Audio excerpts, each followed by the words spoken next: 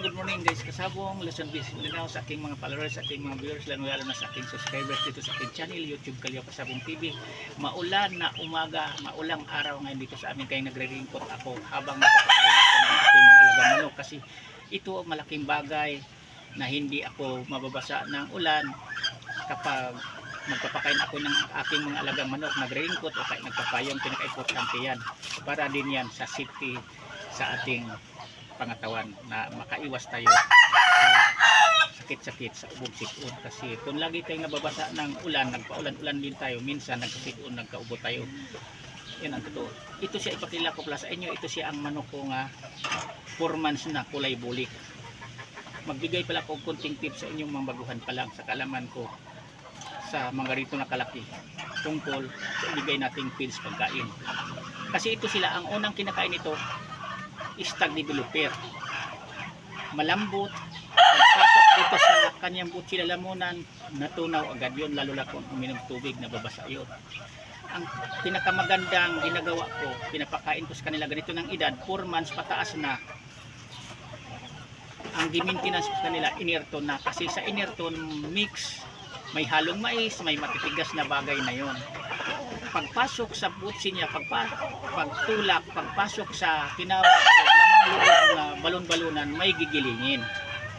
Kasi kung lagi lang natin pakainin ng malambot na tawag stag developer, walang halo na matigas na bagay tulad ng inerton mix, walang gigilingin. Pero kung ang maintenance natin inerton, may halong mais na, iba-iba ang halo niyan, mayroong gigilingin ang lamang loob ng tawag balon-balunan, masasanay siya sa paggiling.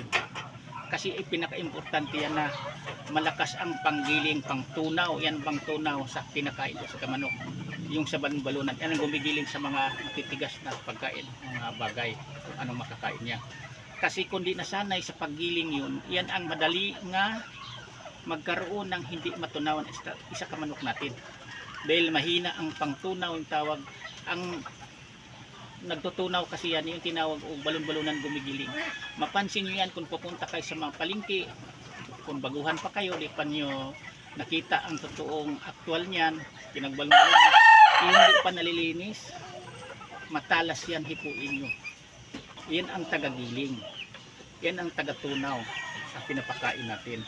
Ngayon kung mahina yan, hindi sanay gumigiling sa mga matigas-tigas na bagay, ang manok natin doon magdalas magkaroon ng hindi matunawan. Yan ang pinaka-tips ko sa inyo ngayon sa aking taga-subaybay, sa aking mga followers, sa aking mga viewers, lalong-lalo na sa inyong mga baguhan pa lang mag-alaga ng manok. Pinaka-importante yan na pag ganito na kalaki, 4 months pataas na, 5 months, 6 months, sanayin na natin sa mga pagkain na may halong mais, para nga mayroon na silang tinawag o ginigiling ang lamang loob niya, yung tinawag o balon-balunan. Iyan ang tagagiling. Parang maintindihan yung mga baguhan pa lang, ang tinawag o balon-balunan, lamang loob ng manok, ginigiling, nagtutunaw, dinudurog niya ang mga matigas na mga pagkain sa ating mga manok. Yan ang pinaka-importante na matibay. Kasi kung pinapakain lang natin ng tinawag o mga malambot lang, yung stag developer, pagkain niya, pagpasok pa lang dito sa butsi, pag ng tubig natutunaw na yun, lumalambot na.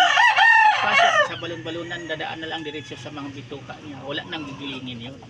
Pero kung ang ipakain natin ito niya, may halo ng matitigas, katigaya ng mais, inerton, mix na yun, daming klase ng makikita mo doon, dami ng matitigas, masasanay, matibay ang balon-balunan sa ating alagang manok. Yan ang pinaka-importante dito, na mayroon tayong matutunan tungkol sa kaalaman sa pag-alagang manok, kasi pinagsiniran ko rin ito talaga. Kaya ibinahagi ko sa inyo, sinishare ko sa inyo mga baguhan pa lang, kaya gumawa ako ng content video, i-upload ko dito sa aking channel, YouTube Kalyaw Pasabong TV, para nga yung nanonood sa aking mga content mayroong makuha ang konting idea na pangdagdag sa kaalaman tungkol sa proseso sa pag-alaga sa manok, kung ano ang dapat na ipakain, ano ang dapat na hindi. Yan lang, maraming salamat ulit sa pagpanood. Bukas ulit ibang topic na ipapaliwanag ko sa inyo. Sa hindi pa pala nakapag-subscribe sa channel ko, paki-subscribe para updated kayo sa gagawin kong content araw-araw, umulan man yan o bumagyo.